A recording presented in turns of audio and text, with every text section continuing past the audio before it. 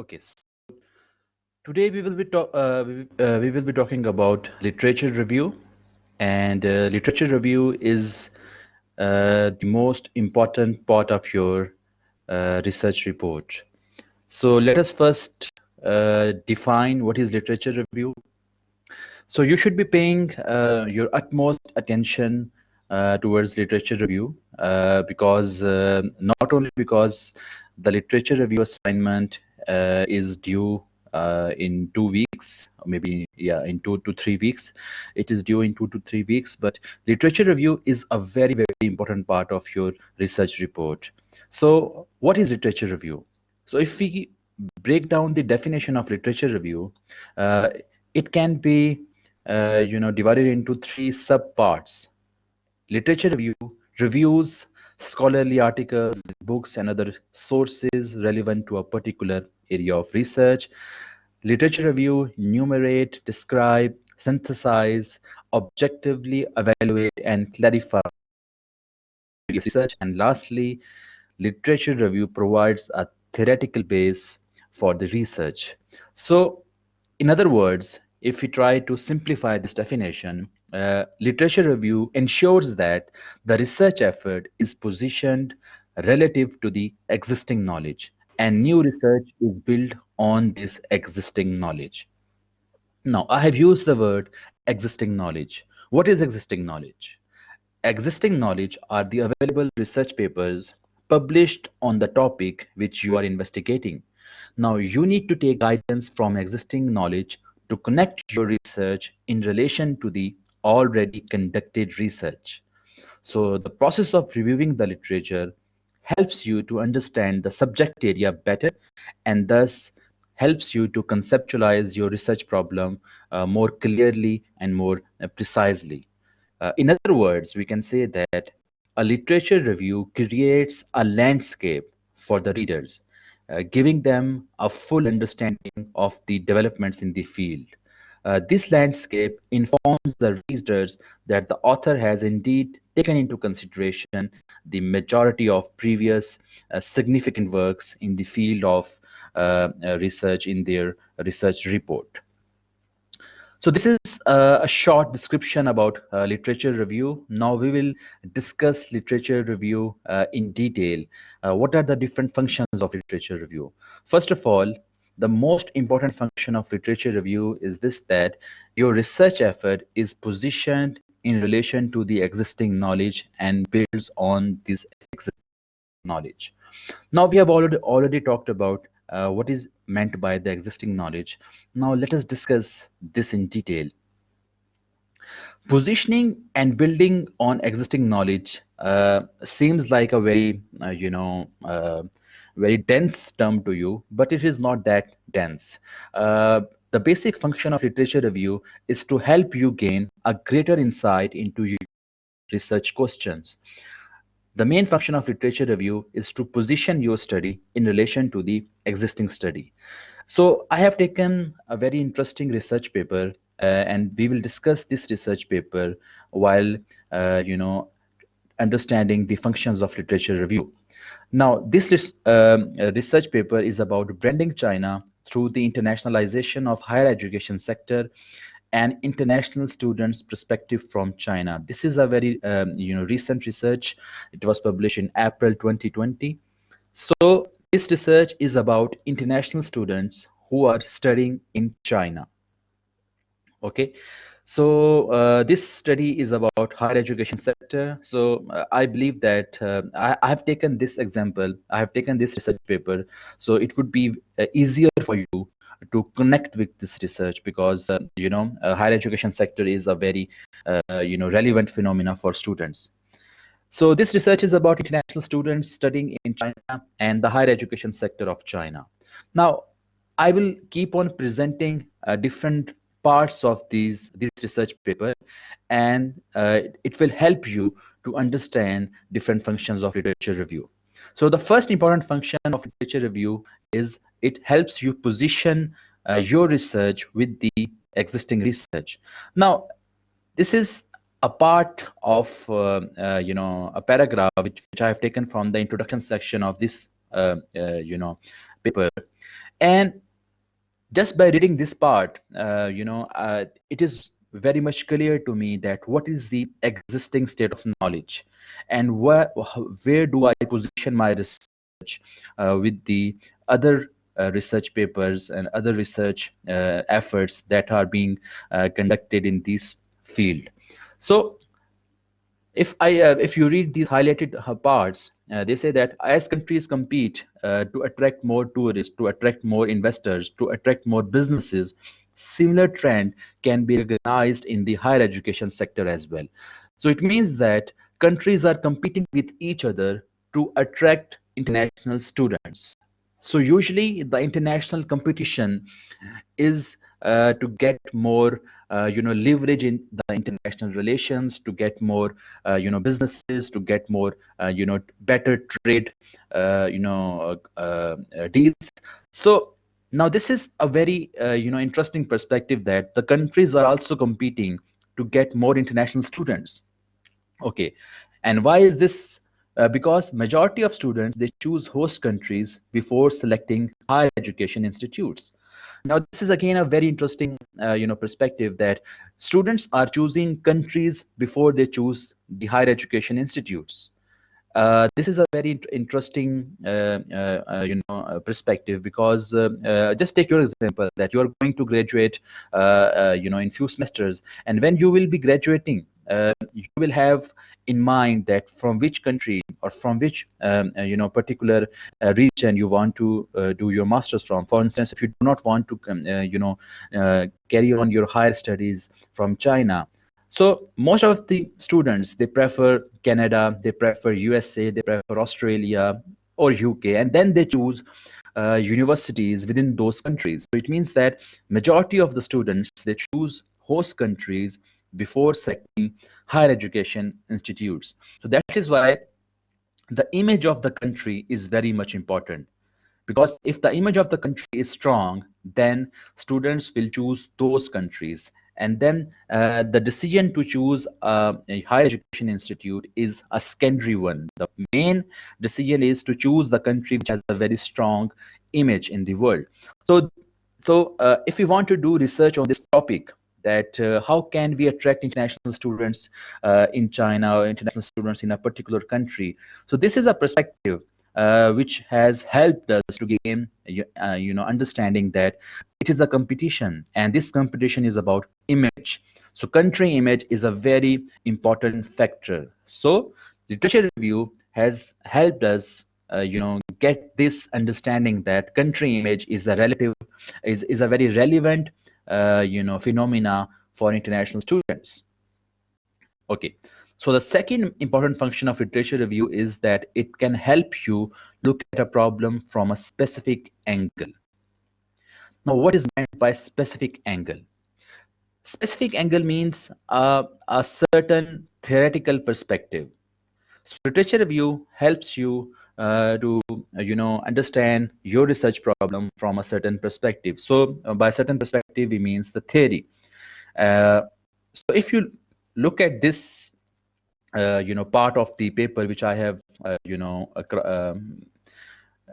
taken from this research paper, now you will realize that the perspective which these researchers have taken to understand international students is soft power of the country. What is soft power? Soft power is to influence the people of other countries to have a positive image of your own country without any cohesion, without any military might. So you see many countries in the world, they have hard power, but other countries, they have soft power. So the difference between hard power and soft power is that hard power is earned through a threat, through fear, and the soft power is earned through influence. Okay, so this shows that international students enhance countries' soft power, because when these international students, they go back to their own country, they go back to their home countries, and then they spread very positive word of mouth about your own country. So it means that the relationship between host country and the home country, it improves a lot when international students they spread positive word of mouth. So this is a very important perspective. It that this is one of the important perspectives that why international students becoming increasingly important in China's foreign diplomacy. So we call it educational diplomacy because China wants to have soft power. Over the years, countries like USA, Australia, UK, they have tried this soft power strategy as well by giving scholarships, etc. But now China is doing the same. We now have come to realize that we can study international students from this particular perspective, soft power or educational diplomacy perspective. Now, this is again something which literature review helps you to discover.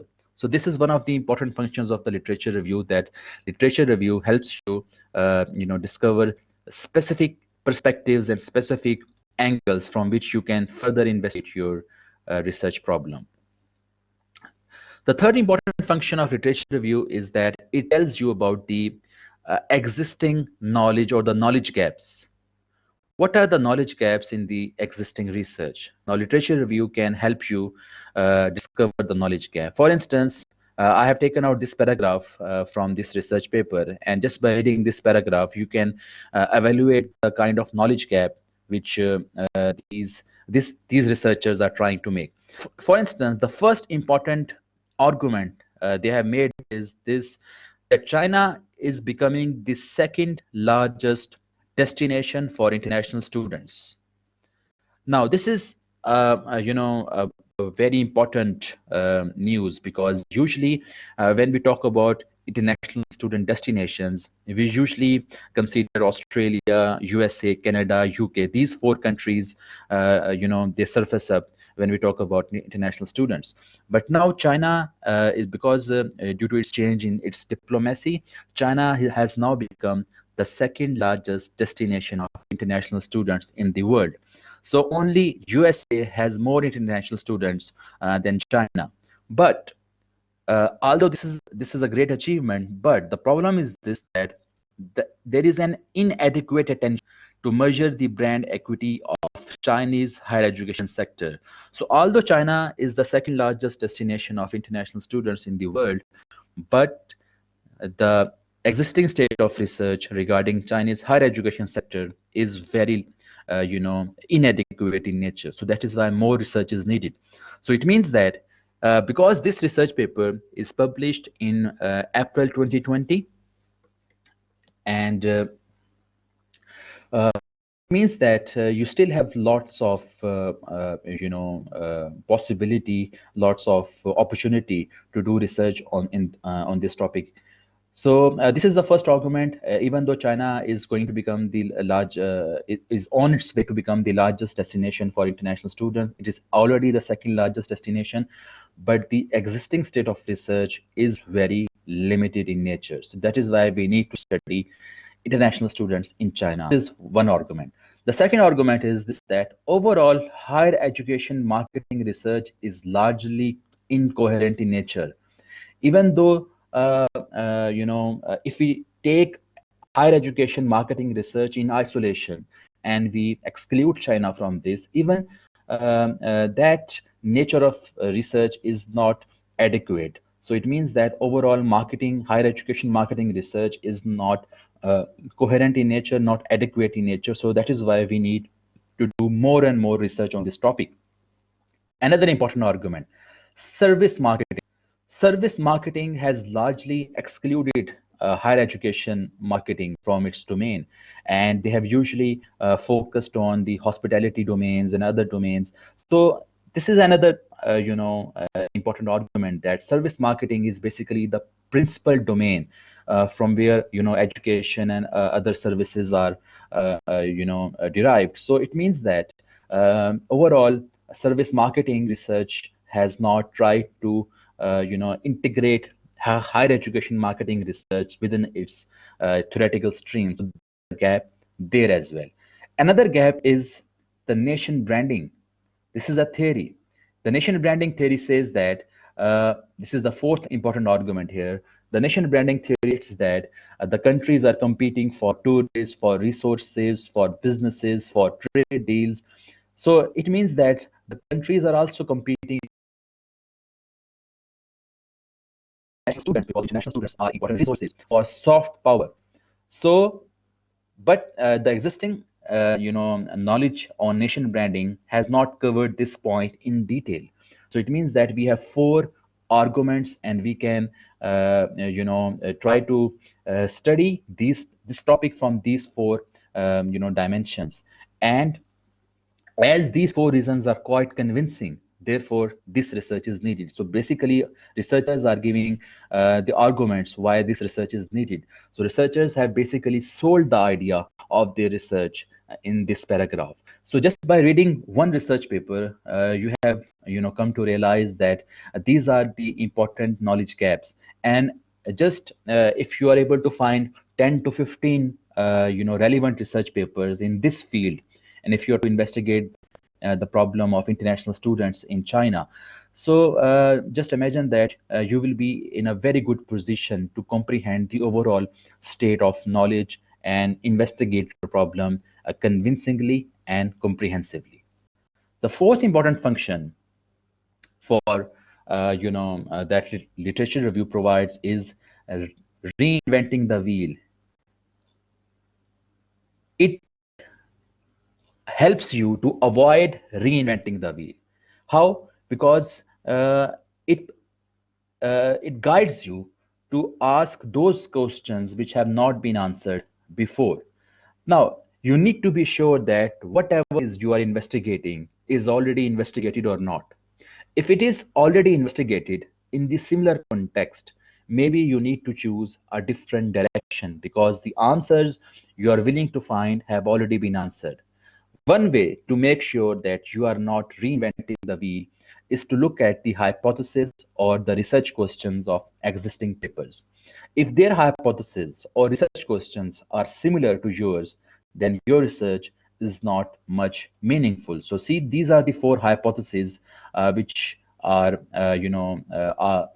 tested in this research paper. And if we take into consideration this second hypothesis, what does this second hypothesis tell you? The second hypothesis is testing that if China has a favorable national image, that favorable national image will also improve the perception of Chinese higher education brand equity. So it means that if you have a favorable image of China, then you will automatically have a favorable image of Chinese higher education brand equity. So this is the hypothesis. Now, for instance, if you are trying to find out whether favorable image of China improves perceptions of Chinese medical universities, okay, hypothesis 2 has already investigated the same on a broad sector. Okay, hypothesis 2 has already investigated the same on a broader sectors. So this study investigated higher education institutes of China irrespective of their type, whether they were medical schools or engineering schools, science schools or business schools.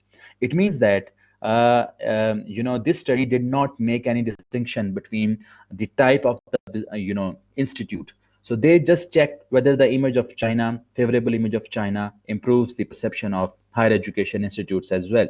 But if you want to take into consideration the institute type, there is a very tiny gap available there because you believe that you have this prediction that uh, you know uh, the favorable perception of national image of China is translated more towards business schools and engineering schools, but not towards medical schools or sciences schools.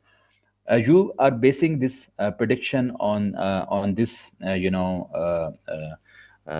thinking that because China has advanced engineering technology, China has very good business economic activities. That is why because of these aspects, the Chinese engineering schools and Chinese business schools will be perceived better as compared to the Chinese medical schools or science schools. So if you believe that you have enough, evidence, or if you have, adequate theoretical perspective to make this prediction, then yes, you can, ask this research question, and you can investigate and you can test this prediction from international students. But please mind it that this is a micro gap, because this hypothesis has already been tested on a broader level. So we all already discussed about the micro gap and the knowledge gaps in our first session. So it is really up to you that if you really want to, test these micro gaps. Otherwise, it will be better if you ask new research questions, if you ask new hypotheses. So literature review also tells you that which research questions or which hypotheses have already been answered. So you don't try to reinvent the same thing which has already been invented, or has already been discovered. The fifth important function of literature review is to provide guidance about measurement instruments. Now, for instance, you want to measure national image. You can see that how national image was measured in this particular research paper. So they measured national image on from 14 statements, and those statements were drawn from these research papers. So they have given reference from these research papers. So it means that they did not construct a new research instrument. They adopted a research instrument which was already been in practice by these researchers. So if similarly, if you want to measure brand equity, so they have already given you an evidence that if you want to measure brand equity, you can use the scales which were previously, constructed by these particular author. So you can simply see how they have measured these variables, how they have measured these concepts. And if you like the way they have measured these concepts, you can simply adopt these, instruments.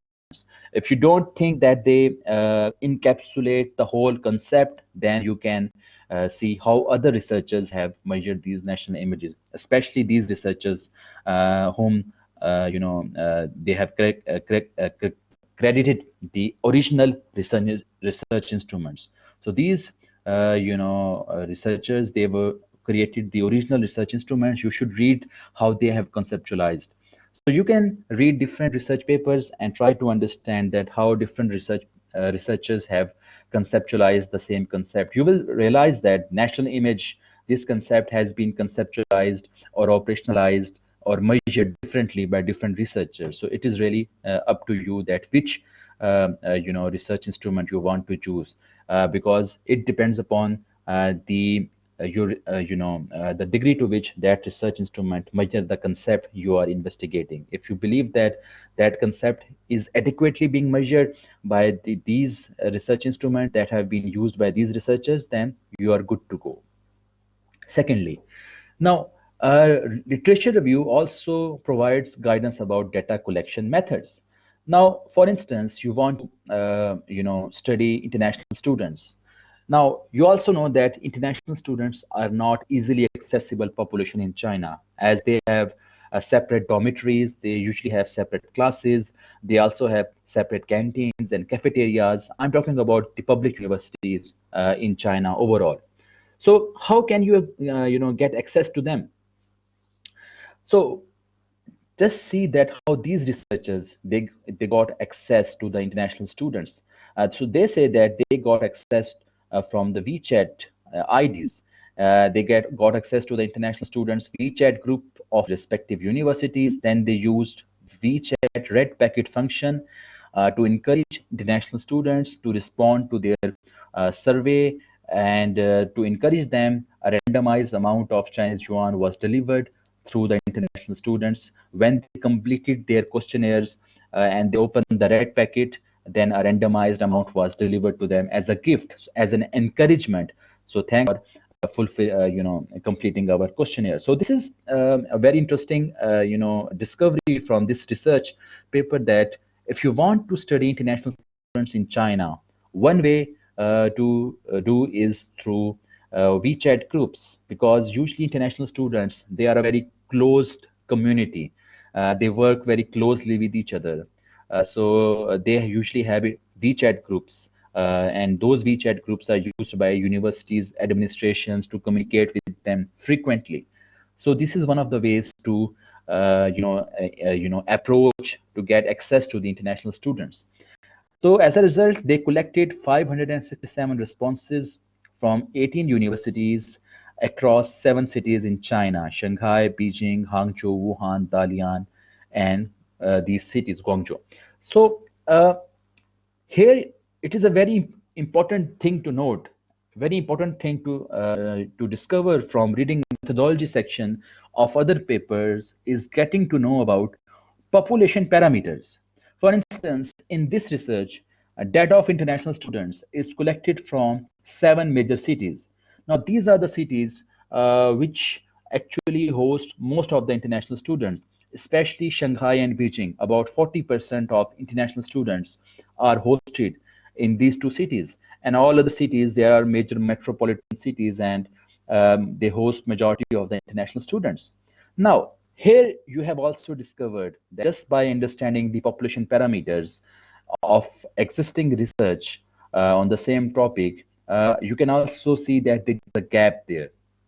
Because if you ask different questions, not the same research questions which these researchers have asked, if you ask different questions, maybe you can focus on smaller cities. Maybe you can focus on those cities which have not been traditionally focused upon by researchers. For instance, you can focus on cities like Suzhou. You can focus on cities like Wenzhou. How about international students, living in Suzhou? How about international students living in Wenzhou? So you can focus, on smaller cities, and you can ask, different research questions. Because if you ask the same research questions and you then go to the different cities, then these research questions have already been asked. For instance, if you ask these four hypotheses, if you test these four hypotheses in different cities other than the cities which these researchers have focused upon, then still this research will not be that meaningful. This will add not much to the existing research. So that is why just by reading the population parameters, one thing is very clear, that if you want to do research on international students, you can ask different research questions, and you can focus on smaller cities, because this will be a very valuable contribution, because usually the smaller cities are not focused upon by researchers. So another important function of the literature review is it help you contextualize your research problem with the research problems investigated by other researchers. So usually 2 important areas of research papers it should be focused upon. The first important area is the literature review section of the paper. Okay, this is the first important area. Focusing on literature review, when you will be reading the literature review of other papers, you will understand that how their research question is contextualized, and then you will be able to understand that how you can contextualize your research problem, your investigation, as compared to the investigations conducted by other researchers. Another important area which you can focus is the discussion section of the paper. Discussion section. Now, the discussion section of the paper is very important, because in the discussion section of the paper, you will see that how the researchers have compared their findings with the findings of the other researchers. Now, the difference between literature review and discussion section is this, that in the literature review, you will see that how researchers are contextualizing their research questions in relation to the research questions being raised by other researchers. But in discussion section, you will see that how they are relating their findings with the findings of other researchers. So if you see this excerpt, which I have taken from the discussion section of this particular research paper, so they have stated that they have given their finding that economic distance and the cultural distance between the home countries of international students and China leads to favorable views of China. Now, let us try to understand their finding. They say that if international students are from economically highly advanced countries, okay, or if they are from economically impoverished countries, both extremes will have favorable view of China. Similarly, international students coming from those countries which have a culture extremely different from China, they will also have favorable view of China. But these researchers are arguing that the traditional research states that distance or difference is an impediment, is a liability. So they say that if international students are coming from those countries which are culturally similar to your country, then they will have a favorable view of your country. But these researchers, they have argued that their findings are not confirmed in the traditional research because they found out that the distance, the differences between the culture, the differences between the how economic system work, it is actually an asset. It is not a liability. So international students coming from culturally very different countries and economically very different countries, they have a very favorable view of China. So this is something which they contradict with the traditional research on international students. But they have found support in another discipline, in the country of origin research. Country of origin research is a research which is usually conducted in the consumer behavior domain. It is a research which is usually conducted in the consumer behavior domain. So they have found a sport in the consumer behavior domain, because in consumer behavior domain they say that customers treat cultural distance as an asset because they like to buy products from those countries which are culturally very different from their countries. So they have found a sport in a relevant discipline. So this is called as contextualization. You are contextualizing your finding with the existing findings, and that's how you carry forward the debate. This is scientific debate. Okay, so similarly, presenting your findings is not sufficient. You need to position your findings, you need to contextualize your findings to carry forward the debate. Similarly, they have made another argument that because China has an very active economic involvement in the world affairs, so that is why international students, they consider it as a very exciting study option. So this is the reason that the economic distance is treated very favorably, even if international students are coming from economically advanced countries of the West, developed countries of the West, or even if they are coming from developing or underdeveloped countries, they equally perceive the attractiveness, in China's economic affairs. And the reason why it is so, because China has a very active involvement in the global affairs. So you need to learn how to contextualize your debate, and you can only contextualize your debate when you have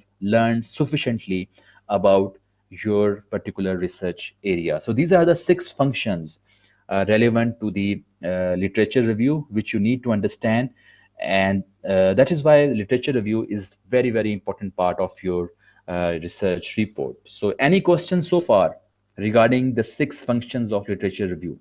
Because then we will start, we will focus on the how to do literature review. Any questions so far?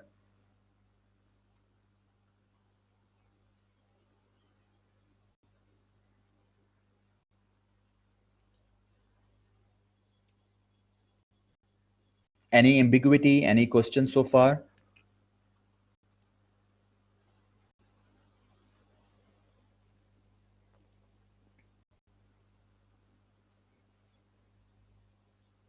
Okay, so I will continue. If any question pops up in your mind, please feel free to ask me. Just type in the chat box, or you can simply ask me through mic as well. Okay, so how to do literature review? The first step is to find appropriate data sources. So these are different data sources. Okay, so let us discuss them one by one. Textbooks. So textbooks are a very important source of literature. The main advantage of the books is this, that they publish material which is very important, which is very coherent with existing knowledge. Main disadvantage of books is that they are not completely up to date, as it can take a few years between the completion of a work and its publication in the form of a book. So that is why books have different editions. In recent editions, books are updated, while in the older editions, books are not that updated. So books are a very important source of literature review. So you should consult to the books, especially the recent editions of the book. Academic and professional journals, we will discuss them in detail in the next slide. Theses. So these are basically, repositories in different universities where, the theses of the students are present. So you can also consult them for your, literature review. Conference proceedings are basically, relatively leniently reviewed papers that were presented in conferences. Working papers, they are work in progress. It may be a preliminary scientific or technical paper. Often, authors will release working papers to share ideas about a topic or to get a feedback before submitting to a peer-reviewed conference or an academic journal. It is okay to cite them. It is okay to cite theses as well. It is okay to cite conference proceedings as well. But making them a foundation of your research may not be a very good idea. Because, for instance, some conferences are very good conferences, like the conferences arranged by Academy of Management, the conferences arranged by, American Psychological Association. These are very good conferences, and they are not that leniently reviewed. So, so not all conferences are equally, rigorous in their reviewing. So you need to take into consideration the level of peer reviewed which has gone into these sources. Peer reviewed means that your work, your research work, is evaluated by experts in that field. So when the research work is evaluated by experts, they are, more, likely to point out the mistakes, to point out the ambiguities. So that is why it is very important for you that you cite only those resources which have been rigorously peer reviewed. So that is why there is a big question mark whether the thesis of different universities, whether the conference proceedings, because there are hundreds or thousands of conferences that are conducted each year, or the working papers, they have been rigorously peer reviewed or not. Because if they are not rigorously peer reviewed, then maybe they are not a very good source to cite in your literature review. Reports of governments, departments, or corporations, they are very important source as well, especially when you are conducting a research regarding finance or accounting. You need annual reports of different corporations. You need, reports of government departments as well. There are different, sources like World Bank, like IMF. All these have different, data, secondary data, which is very important for some research purposes. So it is very important source as well. So these are very important sources. I am highlighting them: textbooks, academic journals, these reports. What about newspapers? Now, newspapers, you need to be very careful while citing newspaper editorials. For instance, you can cite New York Times news story to tell about the pandemic COVID-19 effects, but basing your arguments because it was published in New York Times is not preferred. So arguments shall be based upon your peer-reviewed papers, which we discussed in the next slide. Lastly, internet, Wikipedia, Baidu, Google, these are the least credible sources. So that is why you should not be, unless and until those websites are from, you know, uh, the regular authorities. Like sometimes we get definition from American Psychological Association, like APA style. APA has its own website, and sometimes you can refer to that website. Unless and until those websites are, official authorities, it is not good to cite Wikipedia or some random your website link. So I would suggest that these are the three main sources for your literature review. Please try to avoid other sources. You know you know tremendous research available, resources available in these three avenues. But these are the theses, the conference proceedings, and the working papers. There is a lot of doubt, suspicion whether they have been rigorously peer reviewed or not. So let us talk about the academic journals, which are the main source of literature review. So when you talk about academic journals, you need to be very careful uh, to distinguish between predatory journals and non-predatory journals. Predatory journals, they have very lenient publishing requirement, and their publication process is very fast, and they charge some hefty amount as well. So you need to distinguish between predatory journals and non-predatory journals. Usually, the journals which are published by these eight publishing houses, they are usually non-predatory nature. I'm saying usually because I'm not sure about each and every journal which is published by these publishing houses.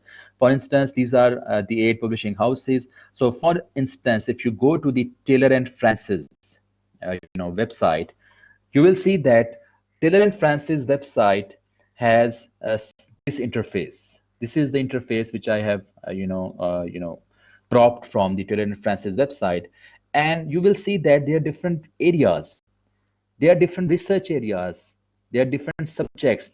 So if you choose your relevant area, like this is economics, finance, business, and industry. This is your relevant research area. Tourism and hospitality. Again, this is your relevant area. If you choose relevant area, you will see that if you click on this icon, you will see that there will be different journals, and within those journals, there are research papers. So the sequence is this: that first there is a publishing house. Within that publishing house, there are hundreds of journals on different subjects, and within those journals, there are research papers. So, how to evaluate whether a research article is of high quality? Usually, one of the criteria is the number of citations. So, number of citations is often used as a criteria to judge the quality of the paper. You can easily see number of citations in Google Scholar. Like I have, searched brand equity, and brand equity is a very popular topic. And when I said brand equity, this is the most popular search result of brand equity. Why? Because this researcher introduced the concept of brand equity, and this is a book. And if you are discussing brand equity and you have not mentioned this researcher, Arker, then it means that your research review is not comprehensive. So when I say peer reviewed, this is one of the main criteria of the peer review, because they check that whether you have missed some important research work or not. And if you have missed some important research work, they will ask you to revise it, or they will simply reject it.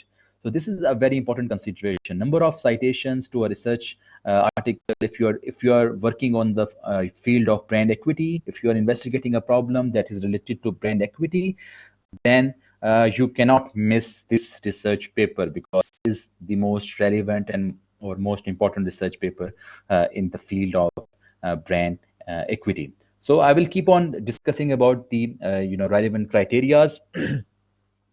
So how to judge which journal is prestigious and which journals you should focus upon while reading the literature? You need to identify prestigious journals in your field. For instance, in tourism, these journals are prestigious in the field of tourism. When we talk about branding, Journal of Business Research and Brand Management and Product and Brand Management are the most highly ranked journals in the field of branding. When we talk about banking and finance, when we talk about business ethics, these are the journals, these are the most prestigious journals. Now, how have we decided that these are the prestigious journals? Because there are different, indexing services. There are different authorities which, rank the journals. So four most popular, ranking bodies are Association of Business Schools. This is a ranking body which is based in UK. Thomson Reuters, ABDC, Australian Business Dean Council, and SciMago. So I have shared the latest, the ranking the journal ranking report by Thomson Reuters in the WeChat group yesterday. I also shared the latest, the ABDC list of 2019 in the group as well. So Thomson Reuters assign impact factor to the journals. The impact factor of a journal can be viewed as the average number of citations in a year given to those papers in the journal that were published during a given time period, usually the preceding 2 years. So if impact factor is 10, it means that on average, all papers published in that journal in the last 2 years, they have been cited 10 times. Because important articles are cited more often than the articles that are not important. So the impact factor of a journal is frequently used as a proxy for the importance of that journal in that field. So, so I will, suggest that you should consult these two sources, Thomson Reuters and ABDC list. ABDC ranks journals from A plus to C. Okay, and Thomson Reuters assign impact factor to different journals. So if the journal which you are consulting for your literature review, if that journal is not present in any of these two lists, then please you can avoid that journal. Although not all good journals are at them, but just to simplify the process, because at the moment we are in the simplification stage. So just for the simplification, I would suggest that please cite literature from those journals which are in any of these two indexing services. So how to find the impact factor of the journal? You can simply go to the website of that journal. For instance, when you visit Journal of Business Research, they have written it very vividly that they have an impact factor of 4.874. And if you want to know more about their indexing, simply click the indexing icon, which is visible on their homepage as well. So this is how you can find the impact factor. Another important thing that, for instance, many students are not clear that what research problem they should investigate. They can simply read the recent articles in these prestigious journals, in these top journals. You can simply read the recent articles. Then you will get to know about the trend. What are the emerging trends? What are the most relevant research areas that are being investigated? So if you are interested in tourism, go to their top journals, read the recent articles there. If you are interested in branding, go to Journal of Business Research or go to the Journal of Brand Management. Usually you should go to the Journal of Brand Management because it is more focused on branding. Because in business research, you will find articles of all types, all different areas of business are covered in this journal. So it is a very broad journal. So you can read recent articles and you can get to know about the recent trends, what is being investigated of late, what are the contemporary research trends. You can get to know about all these things just by reading the recent research papers. Okay, so how can you evaluate different articles? So for instance, you want to do research on country image. Okay, so you will type country image on Google Scholar, for instance. Um, so when you type this on the Google Scholar, you will see that there are research results appear. So these research results, now you cannot evaluate the quality of the paper or the relevance of the paper. Let's stick with the relevance. You cannot evaluate the relevance of the paper just by reading the title of the paper.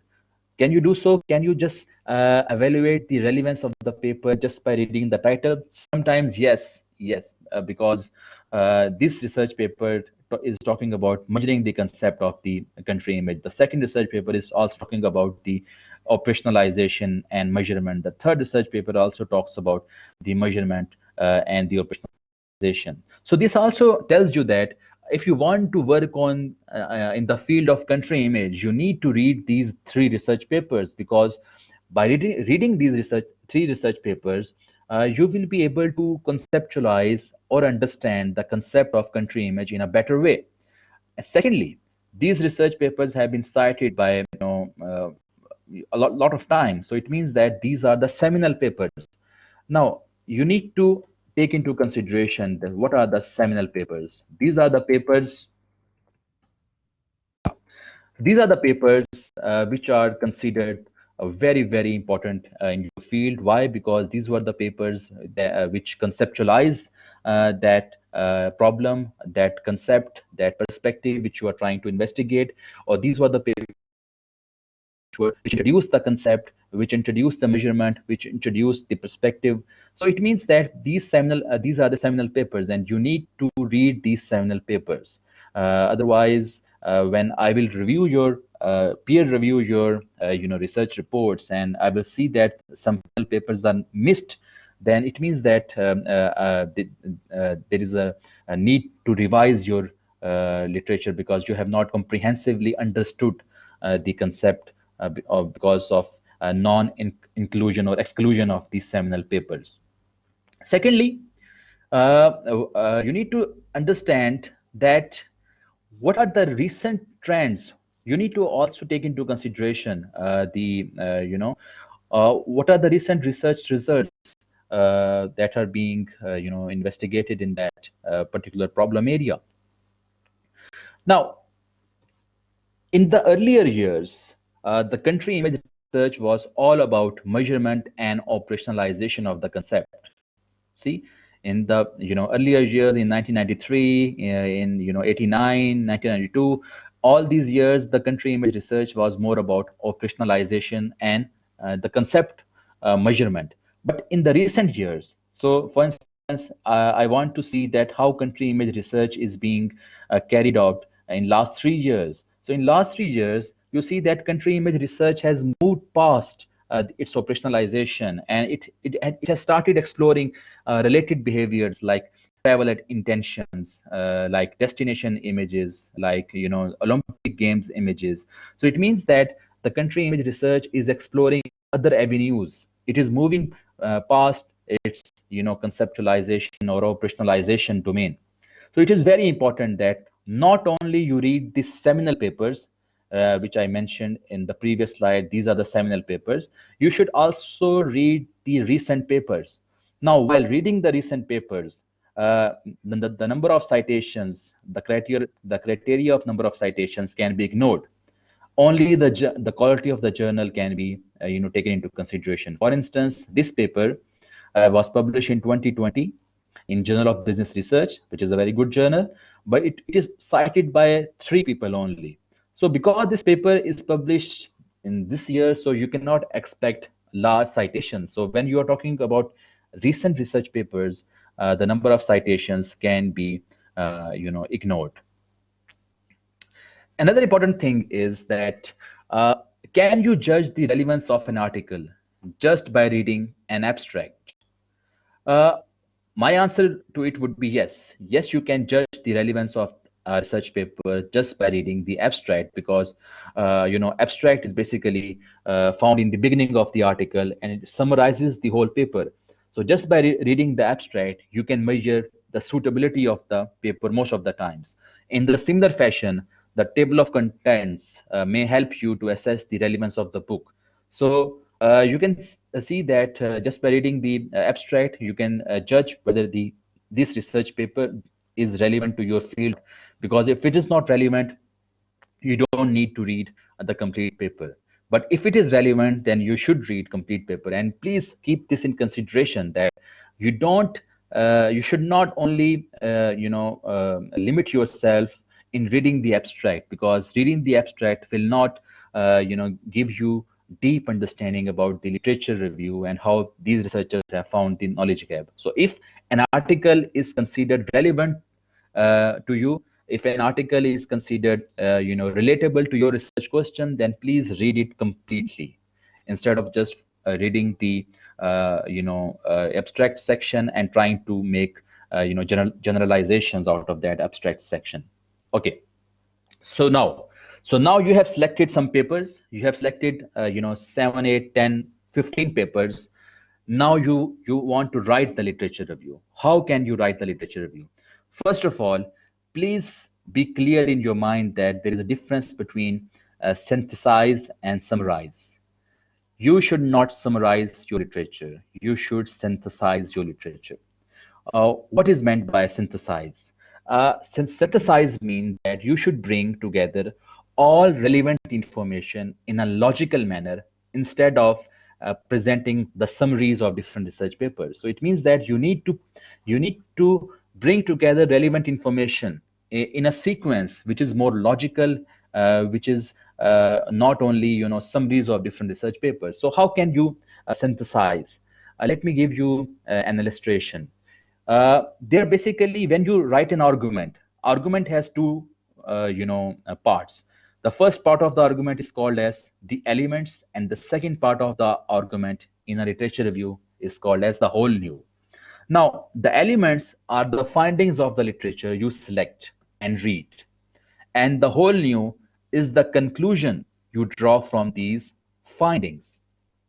Okay, so let me illustrate to you that, for instance, this is the literature, important finding which I want to convert I want to make this finding part of my literature review. Okay, so first of all, I will convert the findings of this researcher. At all means that there are more than three researchers. There are three or more than three researchers. So I want to convert the finding of Mr. Crespo and his companions to my own words. And when I convert it into my, it does not make it mine, because the content of the finding is still related to Mr. Crespo and his companion researchers. So it means that, first of all, I would write the elements are the findings of the literature you select. So the elements here, my finding is the countries with a good national image are expected to have positive spillover effects to other sectors of their country's economy. Now, these elements are directly derived from these findings, okay? But these are, written in my own words. Secondly, I want to make the conclusion from these findings. Now, these are particularly this is my interpretation, okay? The whole new is my interpretation. The whole new is written in the green fonts. So my interpretation of these findings is this: that as institutes of higher education forms a pivotal part of a country's character, it is expected that positive national image shall positively affect perceptions associated with higher education institutions in that country as well.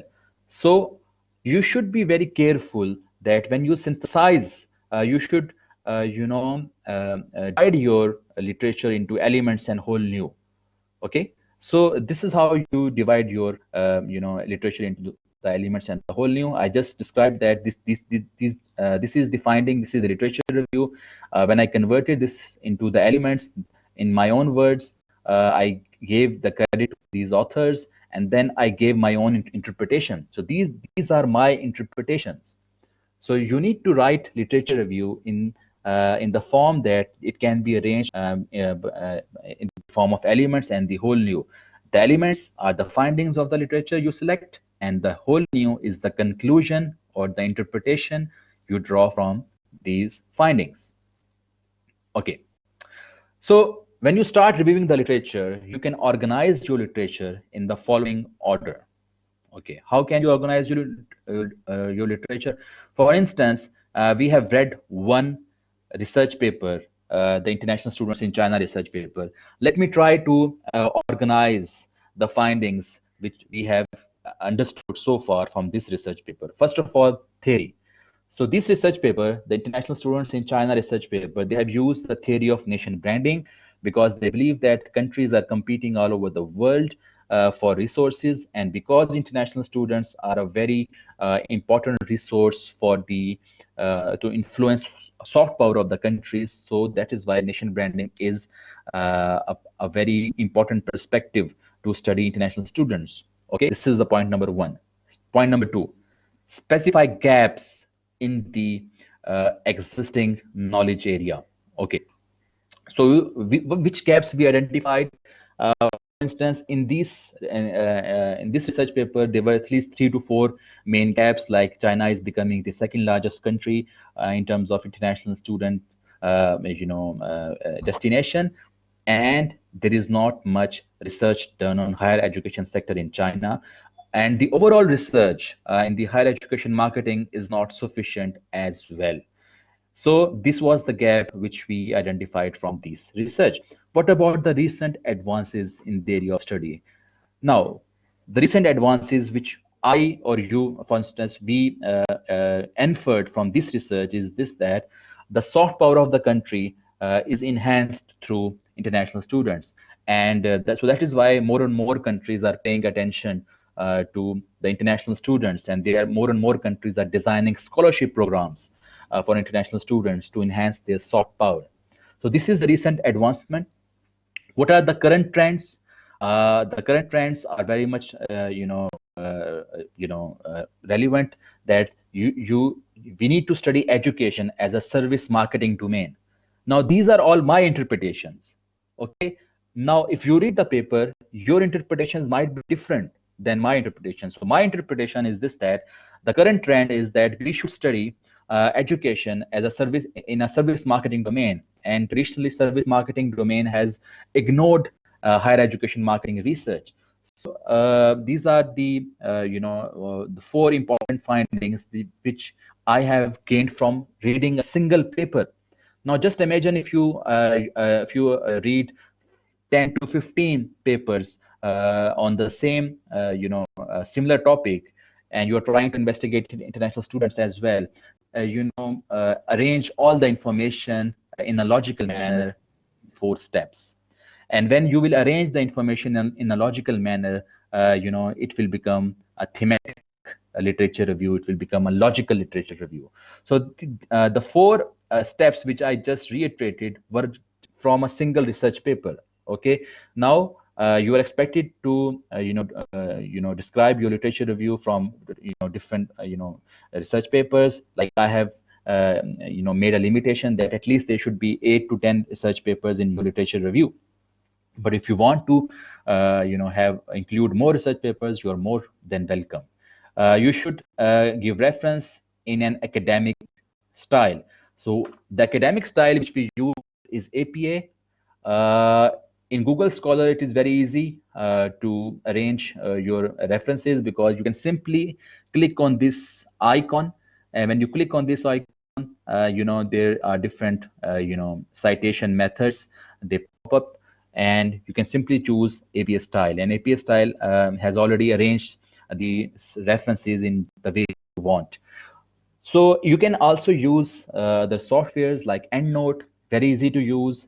You can also use OneNote, built-in referencing system in the Word, Microsoft Word. You can also use them. Okay. So many students ask this question, that is it okay to cite literature review from other articles literature review? For instance, this is a paragraph from this research paper, and if you analyze that, they have given references to 1, 2, 3, 4, 5, 6, 7. They have given references to 7 different, research papers. So is it okay that I take the finding of this, author, and I, without reading this research paper, I can make it part of my literature review? This is a very important question, because many students, they keep on asking this question again and again. It is okay if you are literature from other articles literature review, but because this is their interpretation. For instance, these authors says that Lin and Cow say that national images are more relevant when decision making involves unique choices. Okay, when decision making involves unique choices, national images are more relevant. Now, this is the finding of Lin and Cow. Now, this research paper, these authors have interpreted the finding of Lin and Cow as this, that images are more relevant when decision making involves unique choices. Now, in a scientific debate, you need to have your own interpretation. Okay, so it is not a recommended thing that you copy the literature review of other research papers and make them part of your own research papers, your own literature review, without having to read the articles. So, as a good researcher, you should have a background information. You should have your own interpretation, because this is a scientific debate, and in a scientific debate can only go further if you have your own interpretation. If you are depending upon the interpretation of these researchers, so it is not carrying forward the scientific debate. So I will recommend that you can take some help from the literature review of other research articles, but please read them completely, because you will find out that Lin and Cow might have a different interpretation to your understanding. So please read them, read the complete papers instead of citing them from the literature of other research papers. Okay. This is my recommendation to you, that you can organize your literature review in this manner. For instance, you have chosen 10 to 15 research papers in your field, and you can simply, make this Excel sheet and organize them. For instance, you can organize by author's name, by title, by year. This is an important column, because this will tell you that how recent your literature is. The journal name, again, very important.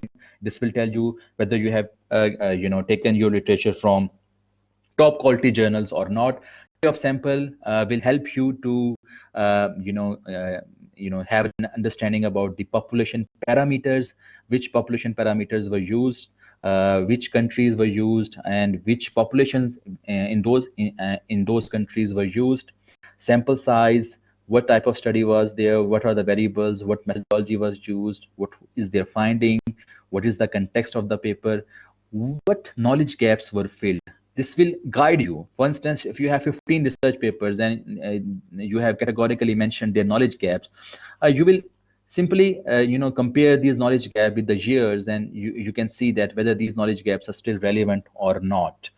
What theories were used? Again, this will help you, so you can use different theories and what are your comments. So this is a very organized way in which you can synthesize your literature review in a very good manner, in a very organized manner.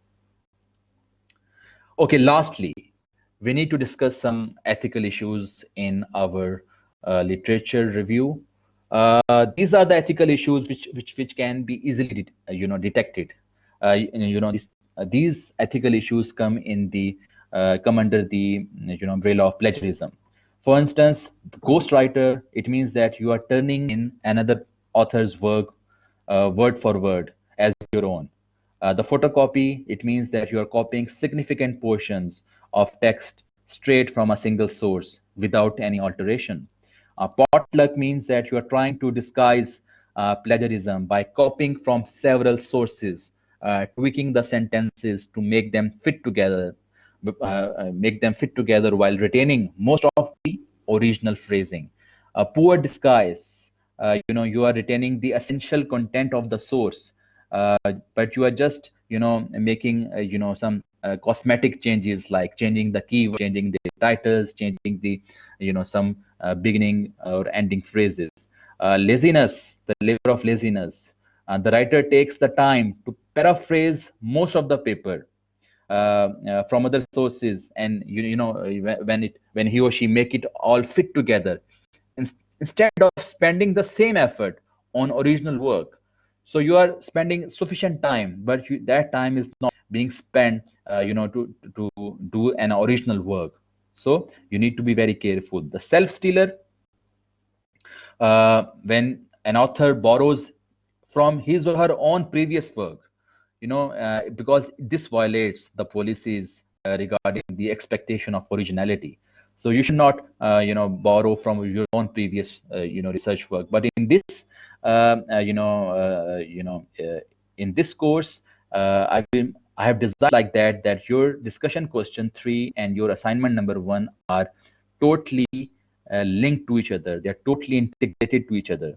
So basically, when you are attempting to answer your discussion question 3, you're also trying to answer your assignment number 1. So this will not be regarded as unethical thing, because that will not be self-stealing. Okay, so don't be confused about this.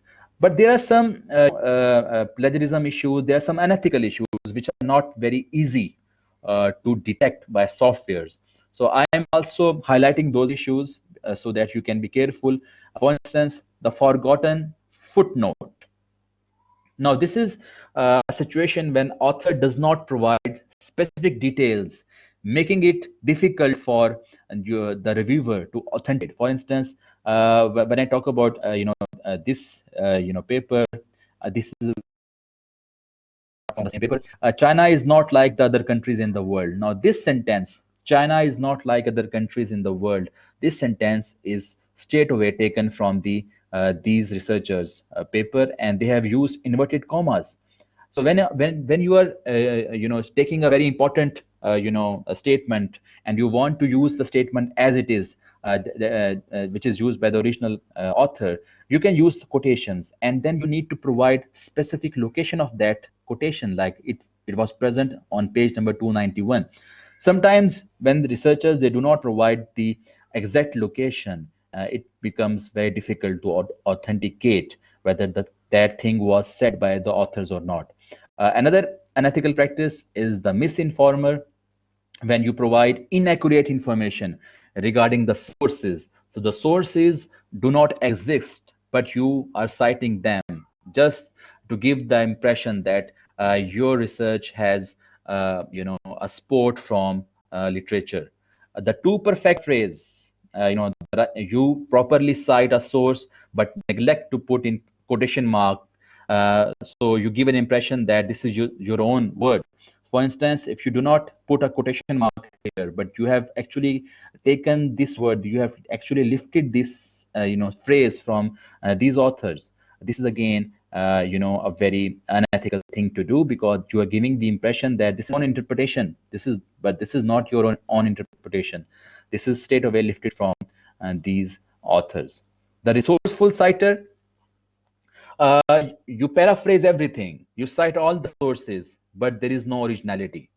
Now, paraphrasing is a skill, but the skill, it is an English language skill. For instance, you can paraphrase this whole paragraph into your own interpretation, and you will keep the original content like it is. You will keep the original content, but you paraphrase. No software can detect it.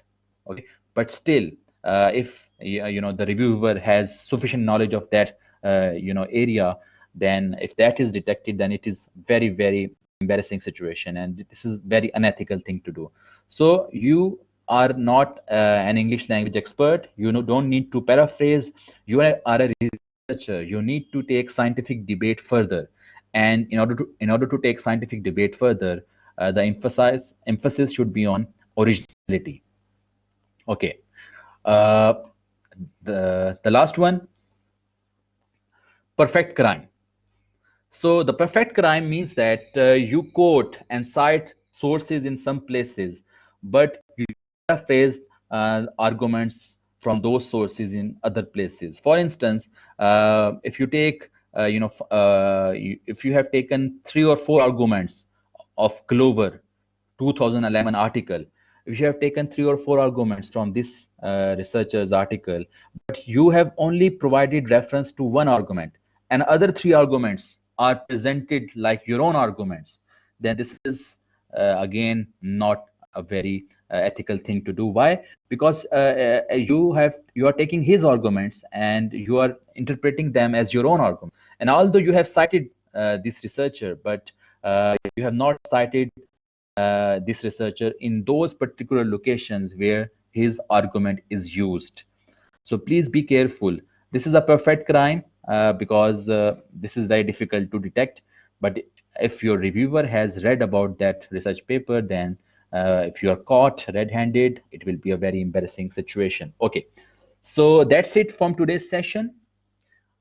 We have completed our today's session. Now I will describe in detail your discussion question 3. I will illustrate your discussion question 3. But before that if you have any question, any ambiguity about today's session, please feel free to discuss with me. Any ambiguity, any question,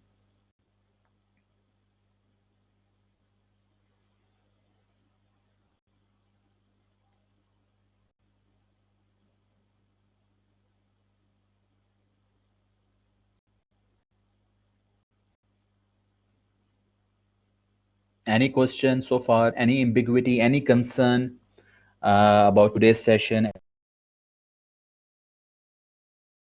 which is not clear?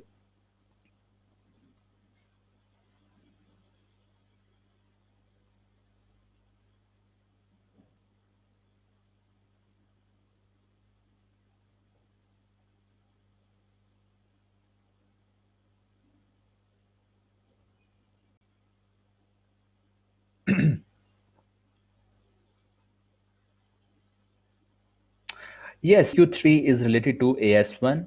And the reason I have integrated DQ3 and AS1 is because you will be able to know that what your colleagues are working upon. So your research project does not coincide with their research project. So you and your colleagues are investigating a different research problem.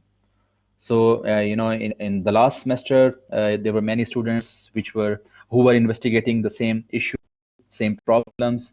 So that is why DQ3 and AS1 AS1 are integrated with each other. So you can have a preliminary, investigation in DQ3, and for AS1, you can be more formal in nature.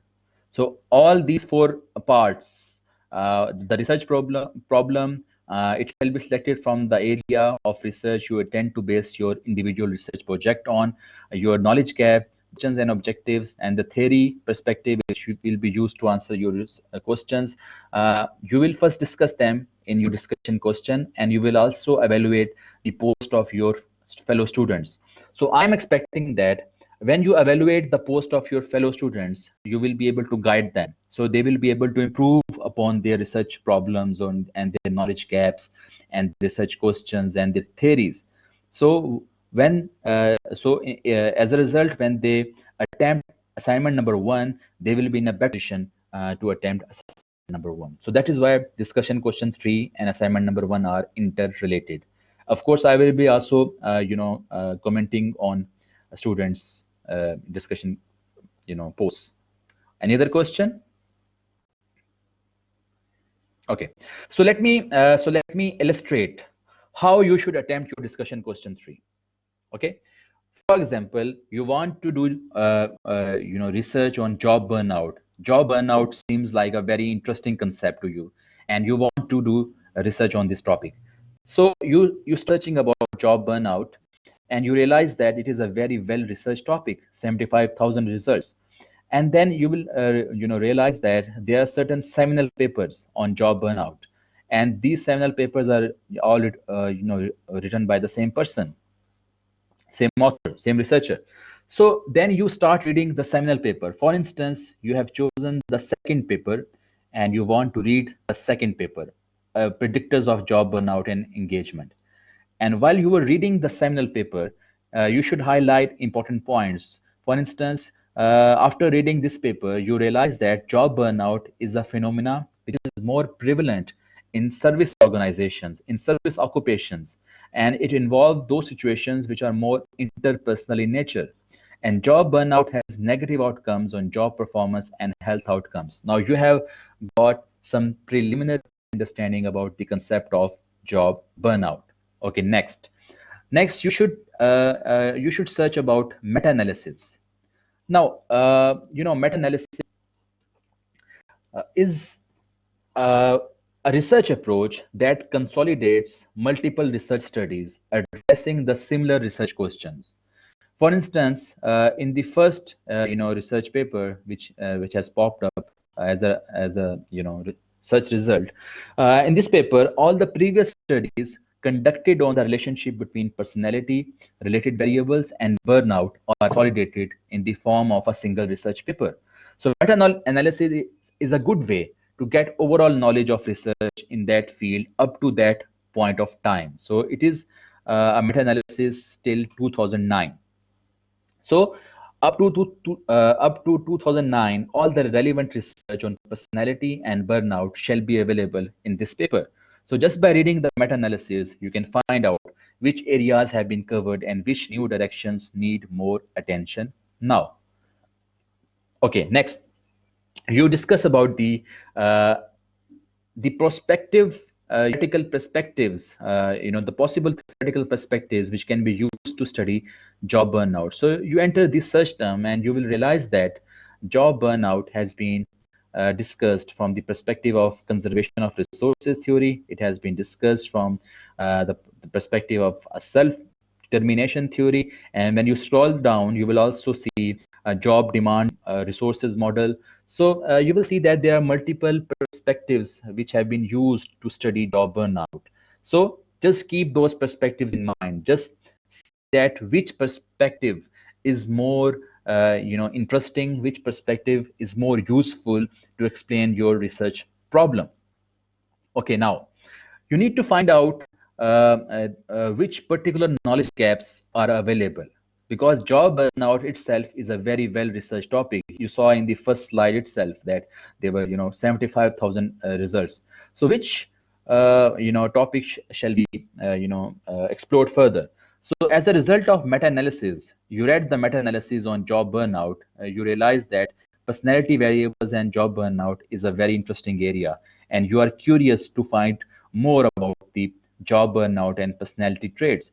But when you enter the search term, you realize that the existing knowledge in this combination of variables is pretty sure.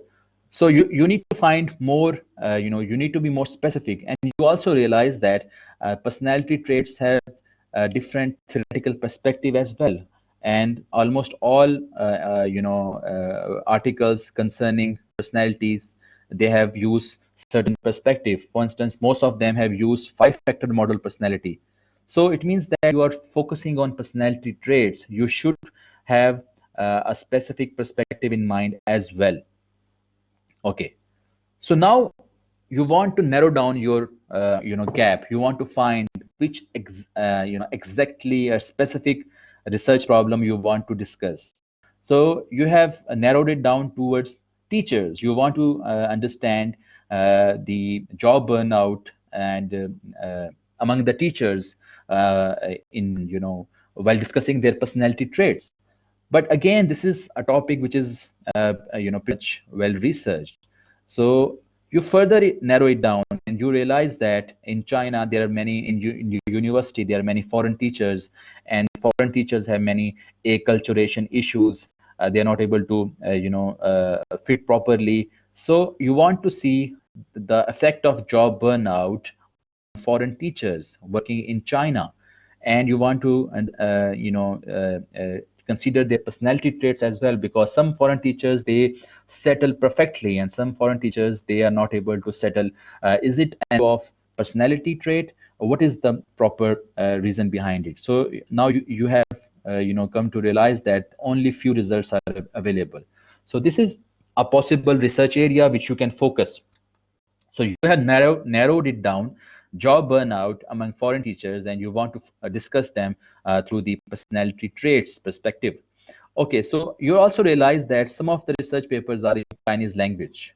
Okay, so this would be a very unethical thing to do, that you just take the theoretical models that are already published in Chinese language, and then you actually transform them into your English language, because these Chinese language papers might not have been read by English audience.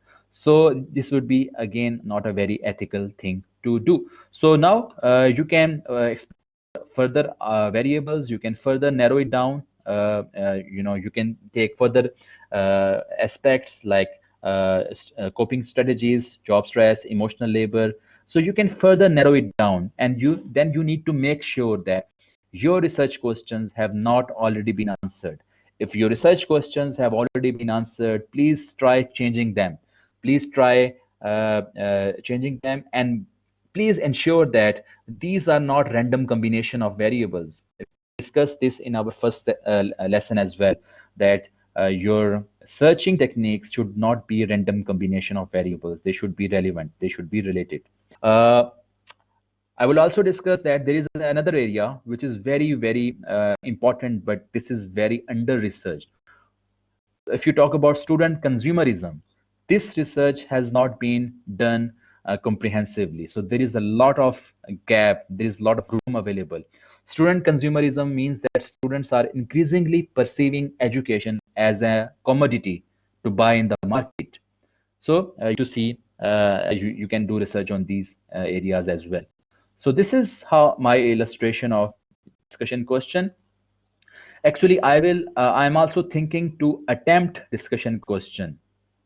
I will also put my response to this discussion question.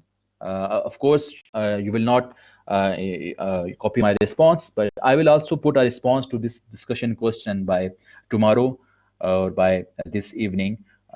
So you will have an idea that how to, attempt this discussion question.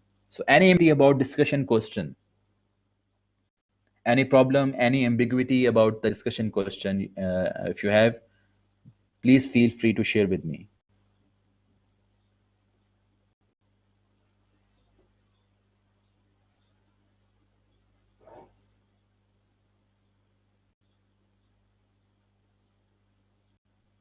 Okay, so I will attempt discussion question. I will put my response. I will answer all these four statements. I answer all these four queries. You can look at my response, and you can follow the same template, or you can use your own template. You can use your own understanding as well. So I will attempt just to clarify that how you should, be able to define your research problem and gap and questions, how you should integrate all these four elements together. So I will attempt one discussion question as well. So any questions so far? Any problem? Any ambiguity about the today's lecture?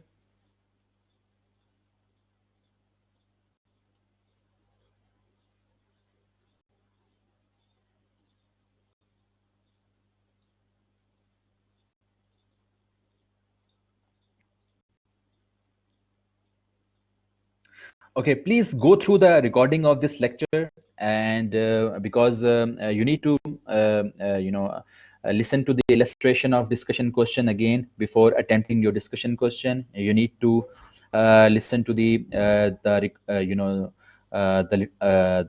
all the details about the literature review before you write your own literature review. Kindly listen to the recording, and then you can start attempting your assignments and started attempting your discussion question. So any ambiguity, if any question pops up in your mind, please feel free to discuss with me. Please feel free to ask me the question. Okay, thank you very much.